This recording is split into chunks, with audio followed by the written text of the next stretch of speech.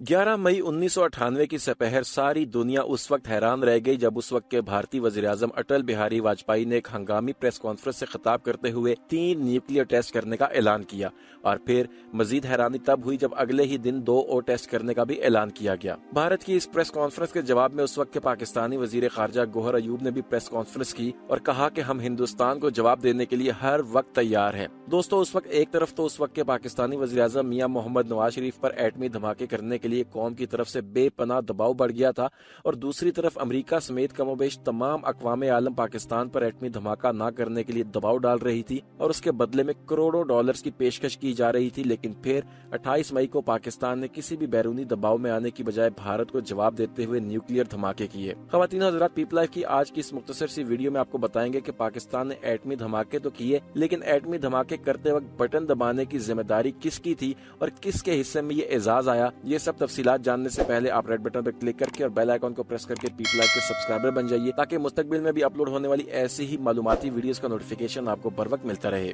ख़वातीन और हज़रात, 28 मई 1998 को पाकिस्तान ने एटमी धमाके करके मुल्क की दिफा को नाकाबिले तस्खीर बनाया और दुश्मन को वाज़ेह पैगाम दिया कि पाकिस्तानी कौम वतन अजीज के जोग्राफियाई हदूद के तहफ़्फ़ुज़ की पूरी सलाहियत रखती है। दोस्तों, आपको बताएं कि जब भारत की तरफ से एटमी धमाके करने की खबर आई तो एक तरफ तो उस वक्त के पाकिस्तानी वज़ीर आज़म नवाज शरीफ पर एटमी धमाके करने के लिए कौम की तरफ से बेपनाह दबाव बढ़ गया था और दूसरी तरफ अमेरिका समेत कमोबेश तमाम अक़वाम आलम पाकिस्तान पर एटमी धमाका न करने के लिए दबाव डाल रही थी और उस वक्त उन सब के दबाव के बावजूद पूरे मुल्क में ये नारा गूंज रहा था, मियां साहब धमाका कर दीजिए वरना कौम आपको माफ नहीं करेगी। फिर हुआ ये कि 15 मई 1998 के रोज काबीना की दफाई कमेटी का एक इजलास बुलाया गया। अब चूंकि उस वक्त डॉक्टर अशफाक अहमद मुल्क से बाहर थे, इसलिए काबीना को भारतीय एटमी धमाकों के बारे में तफसीलात से आगाह करने और पाकिस्तानी तैयारियों के बारे में बताने की जिम्मेदारी डॉक्टर समर मुबारक को दी गई। डॉक्टर समर मुबारक ने अपनी रिपोर्ट में बताया कि 11 मई को हिंदुस्तान का सिर्फ एक ही टेस्ट कामयाब हुआ था और अगर पाकिस्तान ने धमाका करने का फैसला कर लिया तो पाकिस्तान एटॉमिक एनर्जी कमीशन सिर्फ 10 दिनों में एटमी धमाका करने के लिए बिल्कुल तैयार है।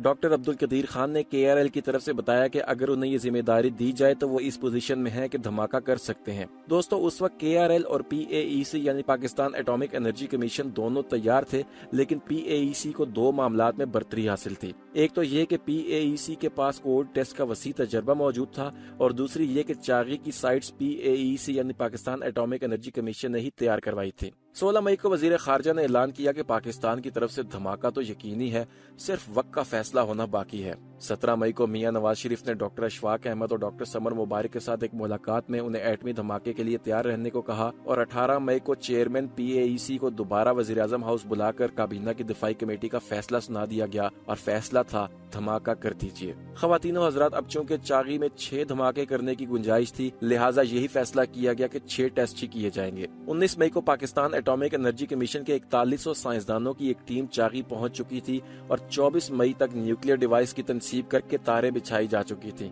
और फिर 26 मई तक उस जगह को मुकम्मल तौर पर सील कर दिया गया। 27 मई को अमेरिकी सदर बिल क्लिंटन ने वजीर आजम नवाज शरीफ को कॉल की जो तकरीबन 4 घंटे तक जारी रही और उस फोन कॉल में बिल क्लिंटन ने उनसे एटमी धमाका न करने की गुजारिश करते हुए उसके बदले में पाकिस्तान को बेशबहा इमदाद देने का वादा किया, लेकिन उससे बहुत पहले 28 मई को एटमी धमाका करने का वक्त तय किया जा चुका था। 28 मई को चागी में मौसम साफ और खुशगवार था। ग्राउंड जीरो यानी एटमी धमाके वाले इलाके से मुतल्लिका लोगों के सिवा तमाम अफराद को हटा लिया गया और 2:30 पर PAEC के chairman doctor Ashfaq Ahmed, doctor Abdul Qadeer Khan, Javed Arshad Mirza और फरुख नसीम भी वहां मौजूद थे। 3 बजे तक सारी क्लियरेंस दी जा चुकी थी। पोस्ट पर मौजूद 20 अफराद में से मोहम्मद अरशद को, कि जिन्होंने ट्रिगरिंग मशीन डिजाइन की थी, बटन दबाने की जिम्मेदारी दी गई। 3:16 पर मोहम्मद अरशद ने जब अल्लाह अकबर की सदा बुलंद करते हुए बटन दबाया तो वो गुमनामी से निकलकर हमेशा के लिए तारीख में अमर हो गए। बटन दबाते ही सारा काम कंप्यूटर ने संभाल लिया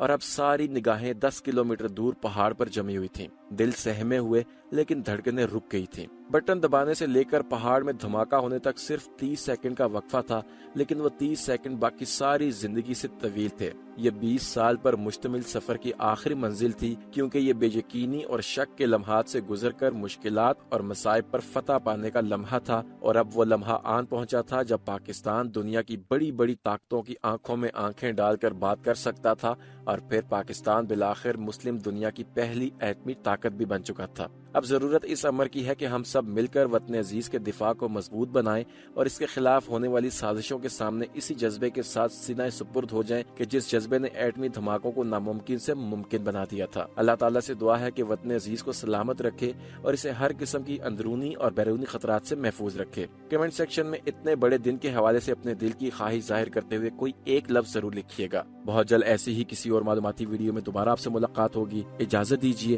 اپنا اور ارد گرد کے لوگوں کا خیال رکھیے۔